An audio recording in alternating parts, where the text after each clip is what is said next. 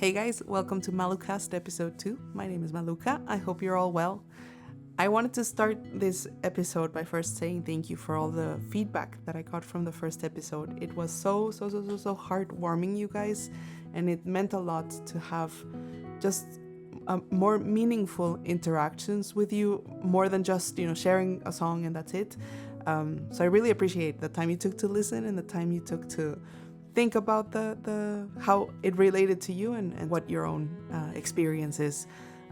Another great thing that happened with the podcast is I sent it to my mom, and it resulted in us having this heart-to-heart conversation about this whole topic. And I think it's a conversation that we wouldn't have been able to have in normal circumstances, because whenever I go visit her, whenever I call her, I am simultaneously chasing Dante.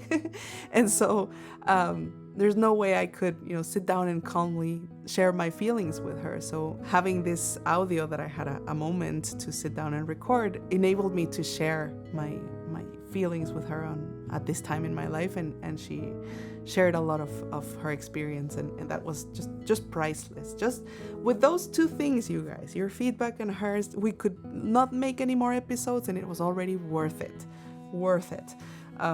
But the great thing is that even more positive things came out of recording and sharing the podcast. I think that since I am very excited and very curious about this project, it just makes me want to do more things so that I have more things to share. And so that was awesome, because I ended up doing a ton of stuff this week. And I think that the first thing that I started with was cleaning my desk. One of you guys left a comment, Richard Glidden, said that it's not always possible to fix everything all at once, and so it's best to just pick one or two things, small things that you can do, and that those things add up over time. And so my desk had been bothering me since Dante was born, basically. I'll share a picture with you so you can see what the state was like of this desk. And it has been like that for the last year and a half. So it's finally done. It's clean now. I feel so much relief. And what I ended up doing, which was another thing that led to a bunch of realizations, is that I had heard, this is a bit of a long story, bear with me, but I had heard this cover of Parting Glass on YouTube. I found a live performance by an artist named Hosier. Hosier is the singer that also performs Take Me to Church, which I know was a hit a while back. And I'd heard the song, superficially, and never really paid attention to it. But when I found this cover of Parting Glass, I just thought it was the most stunning thing that I have ever heard. By far my favorite cover of the song. I'll leave a link so that you guys can check it out if you want to. It really is just mesmerizing and stunning. And I think it's what motivated me to try to approach the song from a more introspective, moody kind of a vibe. And so I heard his voice and I loved it and made a mental note to listen to more of his stuff. So I ended up putting up a playlist on Spotify. They have the This is Hosier kind of playlist, and so I just put that on, and I heard it on speakers instead of headphones. I normally wear headphones, but this time I decided to just blast the music like a teenager.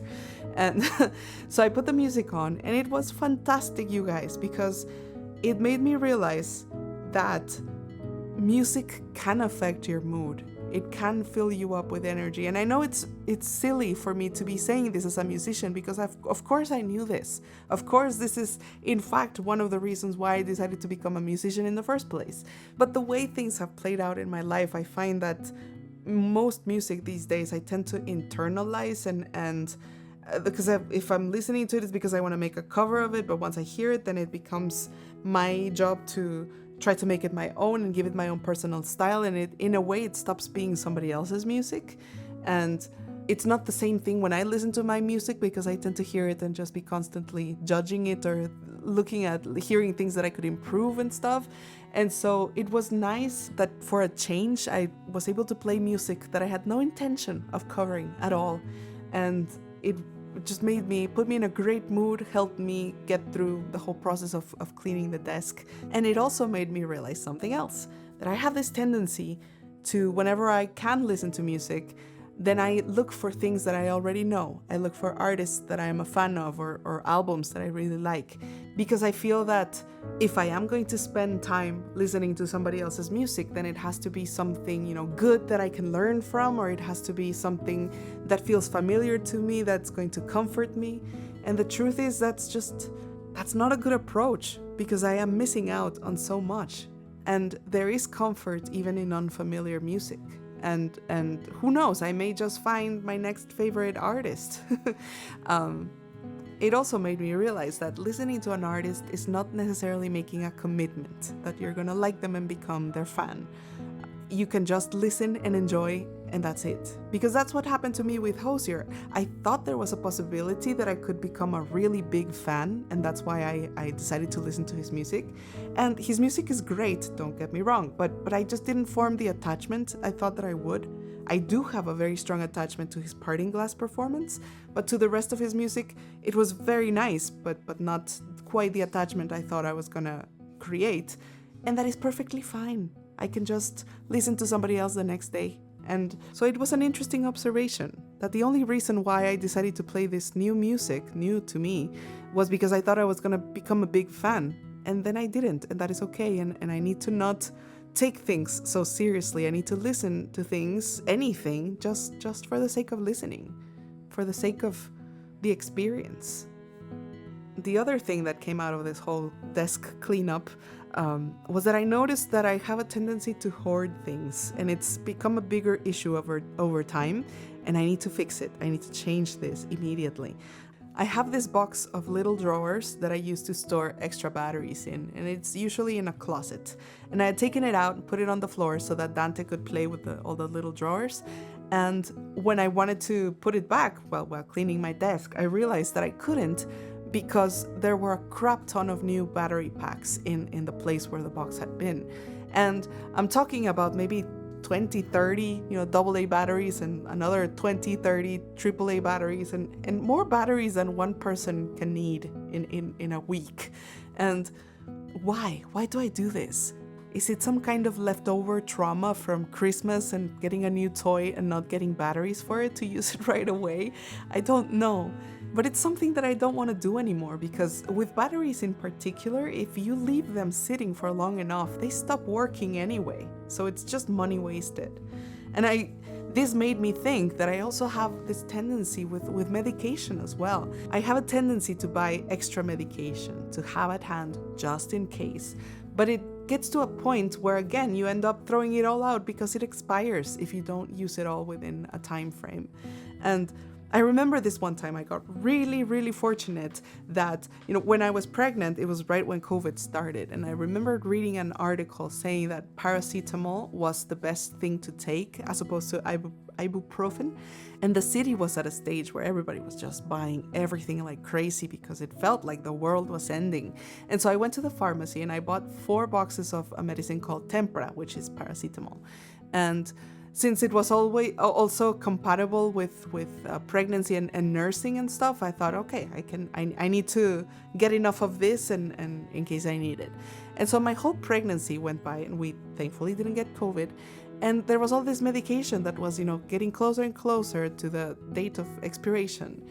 And I thought about going and donating it somewhere, because I thought this is just stupid. Somebody can be using this.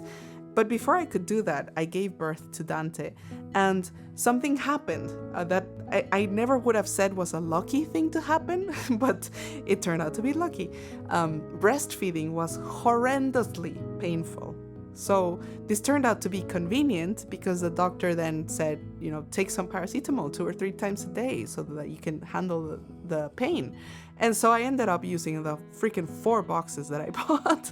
But what if I hadn't been lucky? That would have all just gone to waste.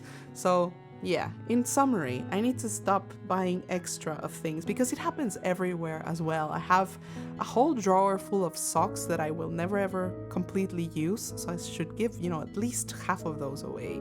And the kitchen is also full of doubles and triples of things, and it is one of the reasons why my house feels overwhelming right now. It really is. And it's something that can be easily improved. So one of my goals for the next several weeks or months is just to go over everything and whatever I have doubles, triples of, just to see if I can find somebody that can make use of them right now, instead of just waiting for the one day if the stars align and I need AAA batteries. But anyway, the other thing that I did this week that I'd been meaning to do for a long time was I took Thor to the vet. I wanted to check. There's this mass growing in one of his legs, and I was concerned that it could be the cancer coming back. It felt like a fatty mass instead of a tumor, but I still wanted to check it, and indeed it was a fatty mass. And so Thor is doing okay. He has just chronic pain from his age. He's 11 years old. And I took advantage of how he was already in the car when I took him to the vet to also take him to the park.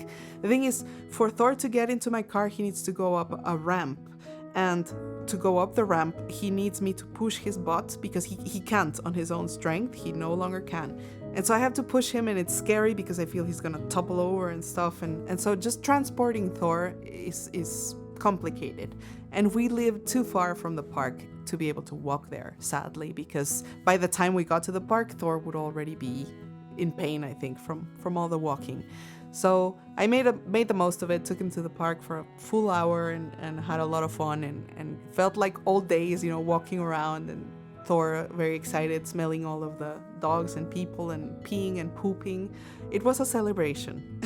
My boy, my senior puppy. So that was one thing that I was happy that I finally crossed off my list. And then the other thing that I managed to do that I thought was going to be more complicated than it really was that I found a mastering engineer here in Monterrey, and I am super excited about this. I need a mastering engineer because I want to release 2 compilation albums of all of the covers that I've done in the past. I think like 14 track albums, 2 of them. And for my original album, I got it mastered by an engineer called Leon Servos that works in Australia, and he's great. I love how he works, but it's very expensive. And I think for these albums, I wanted to try to find somebody local so that it could be a bit less expensive and to also grow my network of people here, because I had a really nice experience in the original album working with Bucho, who produces and who mixes, and it'd be great to also find somebody here that can master, people that I can go see and talk to and interact with. And so I called Bucho and I asked him if he knew anyone, and he recommended a couple of people, and I called one of them, and it was a good chemistry, good click. He seems like a very, very nice person and has a great experience, and I really look forward to seeing how the project turns out. So I can't wait to share more about this as I move forward with those albums. And yeah, you guys, I feel so good. I feel excited, and it's nice to feel this way again, and I feel more like myself. And I think a great part of the whole takeaway from this for me is that I feel a sense of accountability that I don't normally have, and that it's hard for me to find because I don't have a boss. I mean, technically you are all my bosses here on Patreon, but you're so nice. You don't pressure me. And I appreciate that. But I do need to find ways to keep myself moving and keep staying on top of what I need to do for work and for my house and for life in general. So okay, we'll continue with this format and see where it takes us. I leave you with the assignment, the homework assignment, to listen to the Hosier performance if you want. It's really, really nice. I highly recommend it. And also let me know if there is anything in your house that you collect, like I do, batteries and medicine. Do you hoard anything? What is it? Take care, you guys. Thanks again for listening.